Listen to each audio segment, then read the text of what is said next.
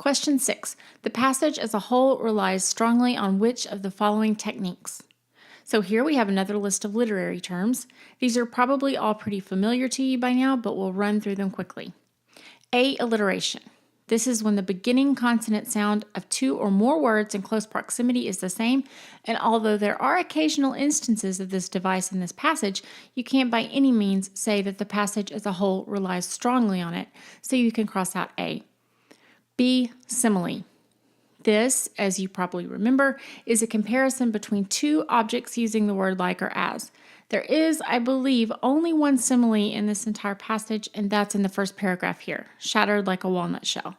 That one simile hardly qualifies as enough to say that the passage as a whole relies on it strongly, so cross out B. Hyperbole. Again, I believe the only possible hyperbole or extreme exaggeration in this passage is the sarcastic comment that the narrator makes about the street seeming to be designed for the express purpose of laming or crippling all living creatures, which might be considered an exaggeration.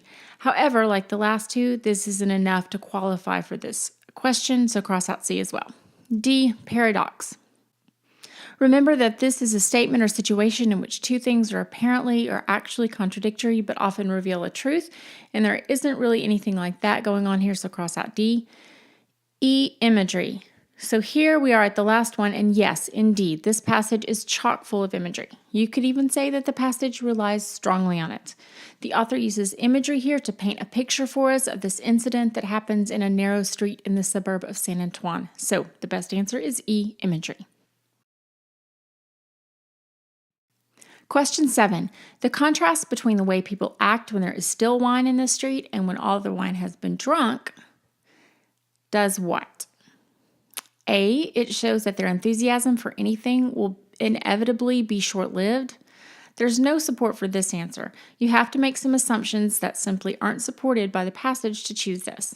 There's nothing in the passage itself that indicates that their enthusiasm for just anything will be short-lived, so cross out A. B. Is expressed in stark, emotionless language. While the narrator here is somewhat detached and some of the descriptions are stark, the language is not completely emotionless in either the description of the celebrating behavior while the wine is there or in their return to their former activities after it's gone. During the celebration, you have some special companionship and frolicsome embraces. The narrator has some feeling, some sympathy here, enough to use these more evocative words to describe the connection these people are feeling as they drink this wine together. Then, when they return to their former activities, he tells us a woman has been trying to soften the pain in her own starved fingers and toes or in those of her child. There's an understated emotion here in the use of the word trying and the phrases soften the pain, starved fingers and toes.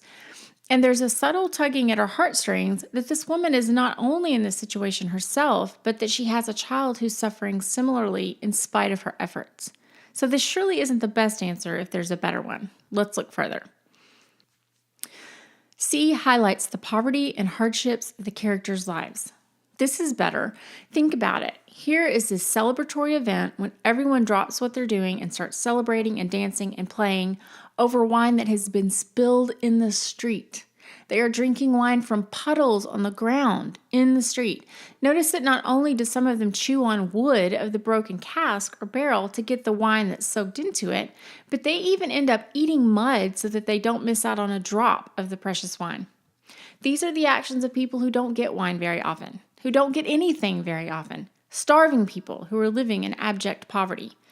Then, when they return to their previous activities, we see the woman trying to soften the pain in her starved fingers and toes in front of a pot of ashes, the men with cadaverous or corpse-like faces with bare arms, even though it's winter. The wine hasn't changed anything, not for very long anyway. They return to their previous activities because there's nothing else for them to do. These people are poor, starving, and the contrast between their actions while the wine is there and after it's gone highlight the hardships that they face. So C, highlights the poverty and hardships of the characters' lives, is a very good answer. D, makes the celebration of the wine actually seem in bad taste and inappropriate. No, there isn't any indication of this in the passage.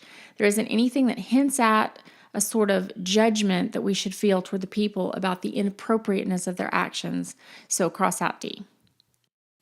E illustrates the narrator's overly simplistic treatment of the subject at hand. This answer has no support either. There's nothing overly simplistic about the narrator's treatment. Cross out E. And the best answer is C, highlights the poverty and hardships of the characters' lives. Question 8. The attitude of the narrator towards the people in the passage is best described as what? A, disjointed admiration. Well, you might, by stretching, conclude that the narrator has some admiration for the people in the passage. After all, he mentions that the men help the women, and he points out the care that the women take for the infants or children, so possibly he admires them based on this. There's nothing disjointed about the passage, and certainly not about his attitude in particular, so this answer doesn't make sense. Cross it out. B, distant uncertainty. This again doesn't really make sense. There's nothing uncertain in the author's tone or attitude here, so get rid of B. C, delicate disapproval. His descriptions don't indicate disapproval. We feel his sympathy when he criticizes the rough stones of the street, when he speaks of the special companionship and the frolicsome embraces of the woman who's so cold that there's pain in her starved fingers and in those of her child. So this won't work. Cross out C. D, detached pity. Detached means separate, aloof, or objective. So the narrator's attitude is somewhat detached. He doesn't get into the details of individuals. He doesn't get into the character's thoughts. He's viewing them completely from the outside. So he is being detached or objective.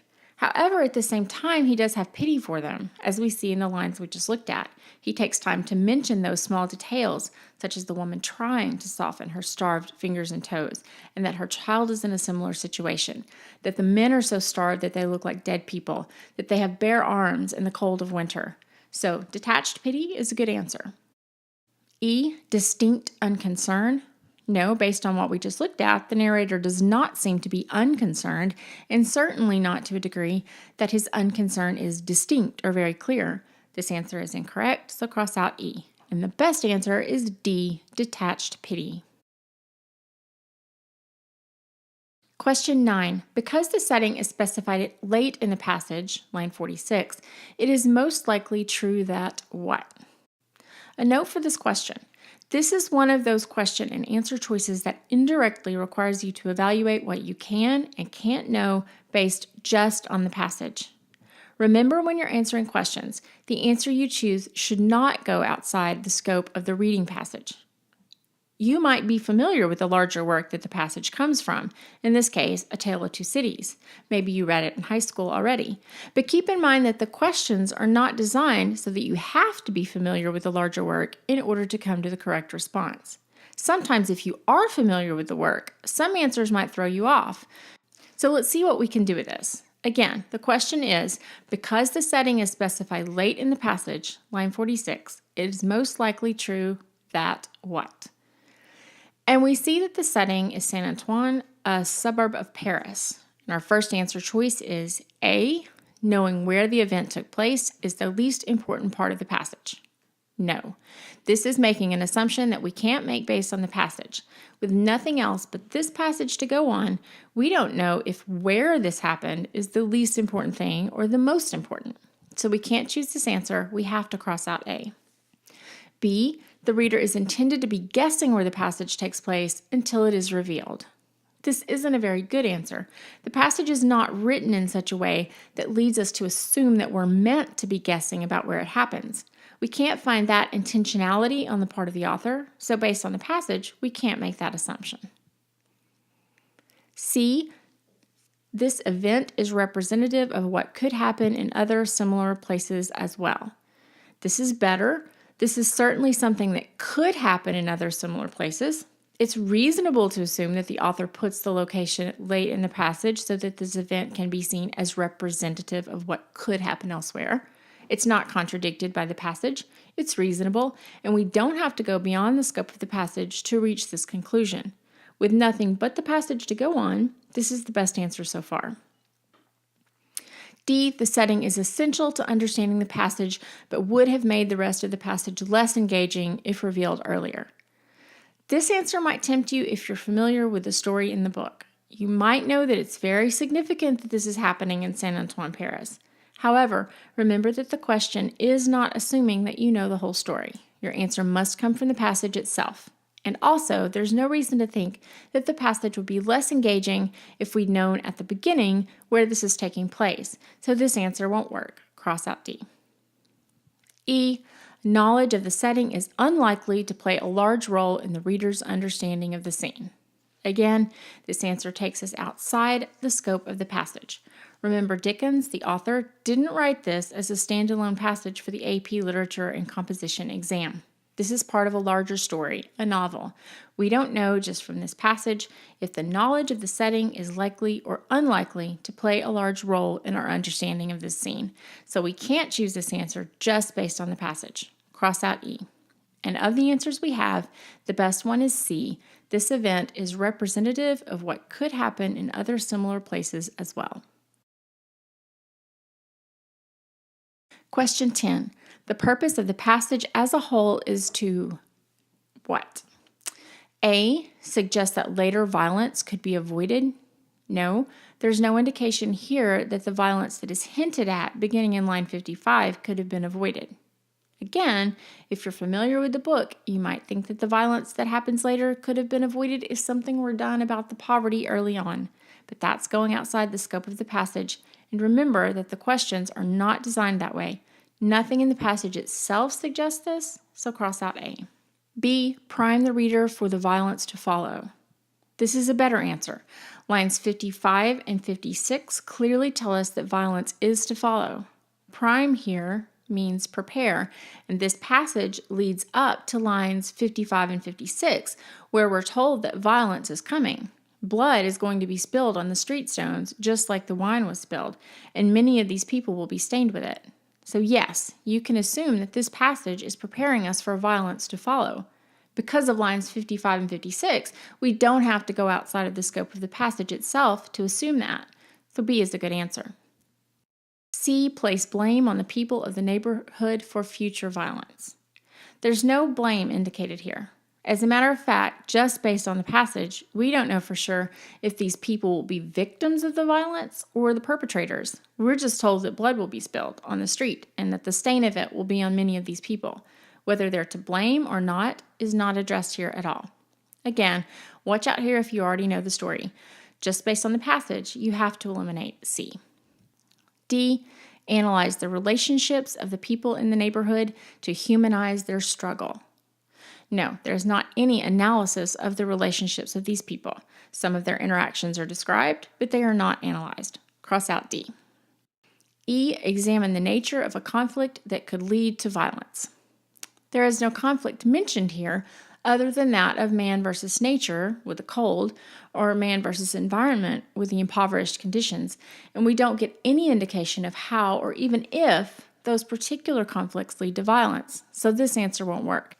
Again, if you've read the story already, this might throw you off if you're considering the main conflict of the novel, but that conflict's not mentioned here. So cross out E, and the best answer is B, prime the reader for the violence to follow.